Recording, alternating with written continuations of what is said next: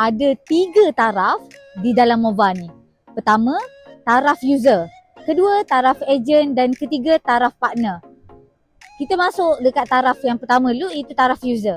User beli barang dekat TikTok Shop dan juga beberapa marketplace yang lain, dapat cashback untuk diri sendiri. Maksudnya setiap kali kita shopping, kita dapat cashback untuk diri kita sendiri, okay? So itulah manfaat sebagai user. Agent ni dia dapat benefit dari segi dapat commission direct sahaja. Sebagai contoh, Jana perkenalkan MOVA kepada adik Jana iaitu Umairah. Umairah shopping. Jana dapat cashback, Umairah dapat cashback, Jana dapat commission daripada Umairah.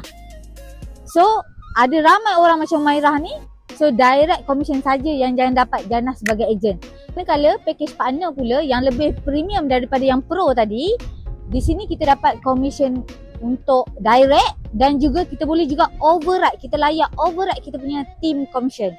Package partner ni juga kita hanya bayar sekali saja seumur hidup secara lifetime, okey? So tak adalah perlu renewal setiap tahun. Mana yang lebih better? Jadi partner ke, jadi agent ke, jadi user?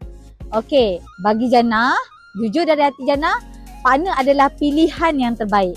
Okay, ini adalah commission override daripada hasil tim Jana shopping di TikTok Shop dan juga di marketplace yang lain. Best ke best? Secara detailnya cuba klik sini. Okey, kita dapat tengok Siti Nadia yang beli, Jana dapat 1 sen. Kita tengok lagi 16 sen. Kita tengok Ayu 5906 yang shopping, Jana dapat 16 sen. Itulah best ni jadi partner. Mohonlah kita jadi partner ramai-ramai.